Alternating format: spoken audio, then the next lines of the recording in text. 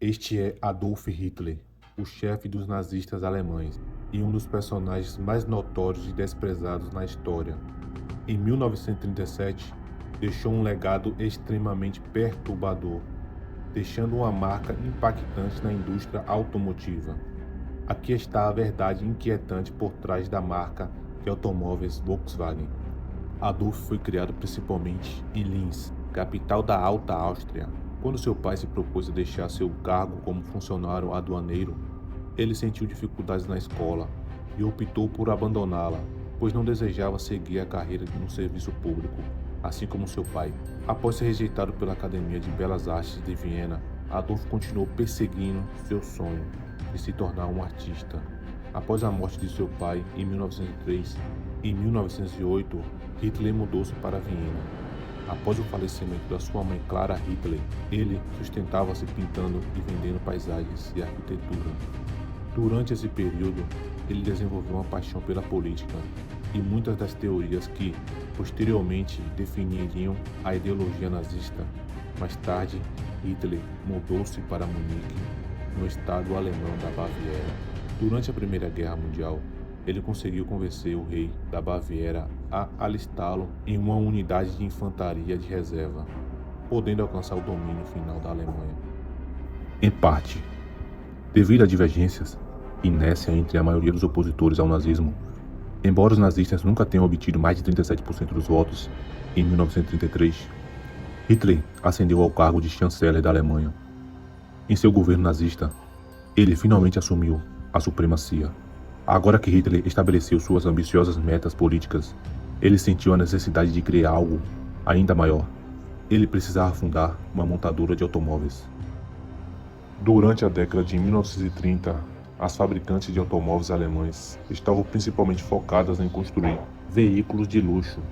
Como resultado, apenas 1 em cada 50 alemães possuíam um automóvel naquela época. Esse projeto, que foi prontamente implementado sob a liderança de Adolf Hitler, serviu como um embrião do empreendimento que eventualmente se tornaria a Volkswagen.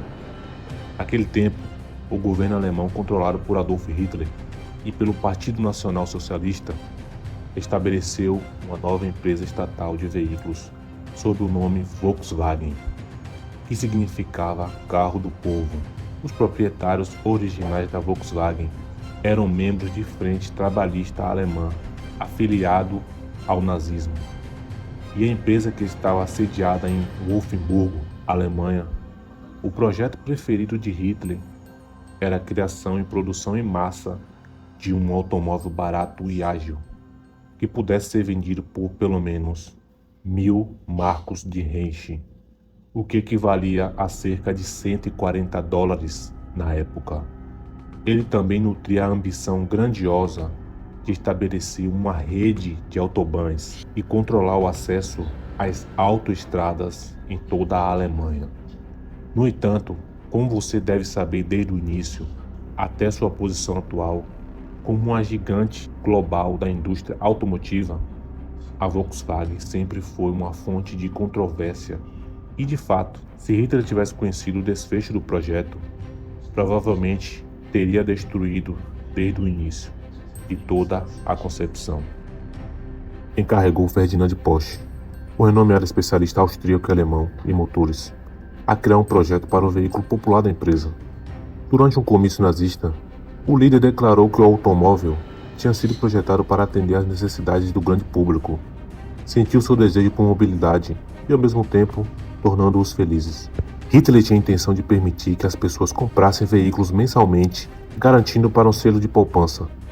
O carro deveria ser capaz de transportar 2 adultos e 3 crianças e atender a outras especificações, incluindo a velocidade de 100 milhas por hora, e seu custo deveria ser no máximo 990 Reichsmarks, o que equivale a cerca de $6.000 em valores atuais, ou aproximadamente o mesmo preço de uma pequena motocicleta.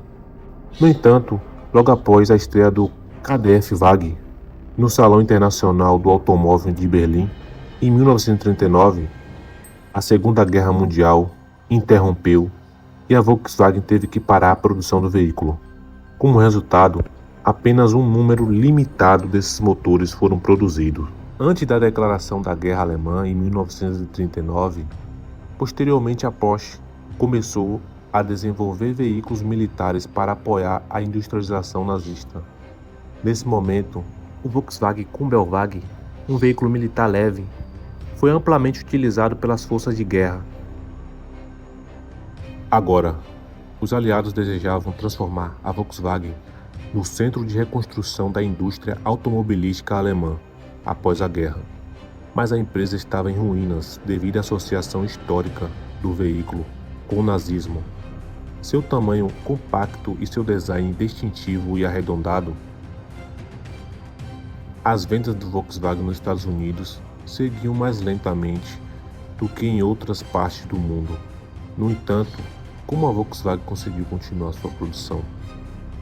Enquanto isso, a Volkswagen continua a fabricar o carro do povo, especialmente para os principais líderes nazistas. A fábrica foi estabelecida para produzir veículos civis, mas nunca teve uma força de trabalho suficientemente grande. Desde o início da sua fundação, no extenso complexo industrial de Fowler-Slip, rapidamente recorreu ao trabalho forçado para adquirir trabalhadores. Na verdade, a Volkswagen foi uma das primeiras empresas a utilizar o trabalho forçado de prisioneiros soviéticos e também empregou trabalhadores alemães e imigrantes, bem como prisioneiros da guerra e detidos em campos de concentração. Houve ainda um aumento no número de trabalhadores forçados, incluindo civis poloneses, conhecidos como trabalhadores orientais. O primeiro campo de prisioneiros foi construído em terrenos da fábrica na cidade de CDF. Cerca de 60% da força de trabalho da fábrica eram trabalhadores forçados de caráter obrigatório. A empresa procurava ativamente por trabalho forçado por meio do sistema de campo de concentração. Inclusive, durante uma visita a Auschwitz em 1944, um engenheiro da Volkswagen selecionou 300 trabalhadores treinados em metal das numerosas remessas de judeus húngaros. Além disso, 650 mulheres judias foram para a produção de munições militares. A parceria entre a Volkswagen e os nazistas foi formalizada quando o campo de concentração de Libyen foi designado como um subcampo. No total, foram 4 campos de concentração e 8 campos de trabalho forçado na fábrica da Volkswagen. O restante da força de trabalho da instalação era composto por funcionários civis forçados, totalizando mais de 4.800 pessoas. Metade delas, mulheres, foram classificadas como trabalhadoras orientais. No complexo, em 1944, enquanto alguns desses funcionários foram contratados, a maioria havia sido deslocada à força de suas casas para auxiliar o reforço do Reich. Devido à escassez de mão de obra na indústria manufatureira e setores agrícolas, esses funcionários viviam e trabalhavam em condições frequentemente perigosas, semelhante aos dos prisioneiros da guerra soviética e dos campos de concentrações. Enfim, chegou a hora de fabricar seus veículos. A Volkswagen efetivamente conseguiu um local de concentração em Bitzdorf, próximo de uma de suas instalações, onde eles detiveram uma força de trabalho extremamente qualificada.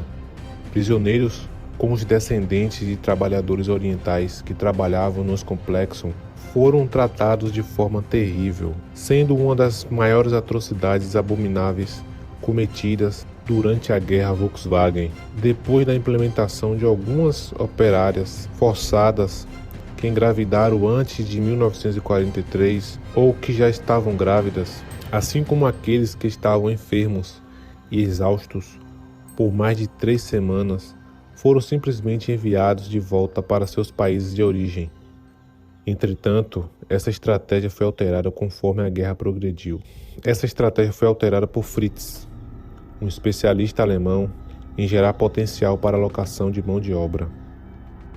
As deportações se tornaram difíceis devido ao avanço do exército soviético e à necessidade urgente de todos os recursos disponíveis para sustentar as linhas alemãs em retirada.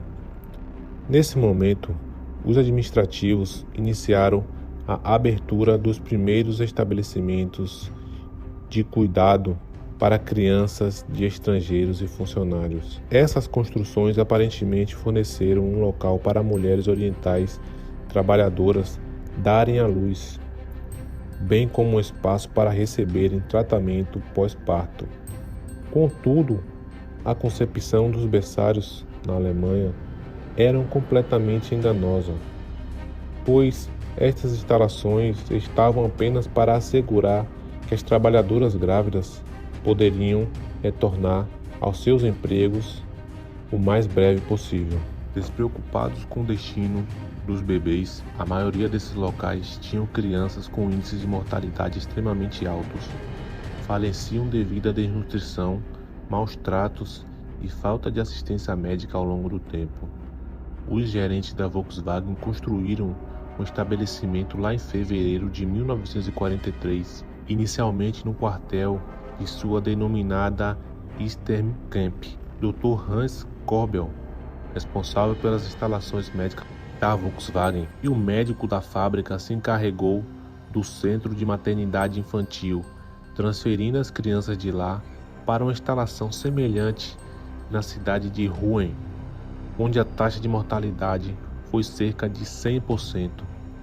Estima-se que 365 crianças pequenas, filhos das mulheres orientais, trabalhadoras e empregadas pela Volkswagen, morreram em Rouen. O Dr. Korbel foi executado em 1947 pelos funcionários da ocupação britânica, após ser condenado à morte por negligência criminosa aos bebês de Rouen. Alguns prisioneiros foram evacuados após a equipe alemã fugir dos Fellers, famosos saqueadores, deixando o complexo como eles queriam, mais perto dos prisioneiros restantes. Eventualmente invadiram o complexo da Volkswagen para saquear a cidade e derrubar a severa equipe da fábrica. Ivan, um comandante do exército britânico e engenheiro, assumiu a fábrica da Volkswagen depois da guerra. Aproximadamente 7.700 trabalhadores da fábrica da Volkswagen que tinham sido colocados para montar o carro Kumbel militar foram liberados de fato. Os ataques aéreos destruiu substancialmente o complexo, que pôs final à fabricação de 66.285 automóveis de Kumbel-Wagen em toda a guerra.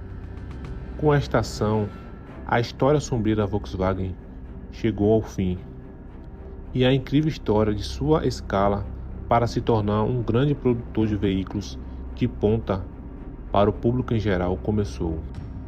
Havia aproximadamente 50 últimos Kumbel-Wagen destinados ao exército alemão. Mais tarde, os britânicos usaram a linha de montagem para fabricar o Volkswagen Fusca, e a construção de projetos de carros foi posteriormente retomado para apoiar o reforço dos aliados que estavam ajudando a sociedade alemã.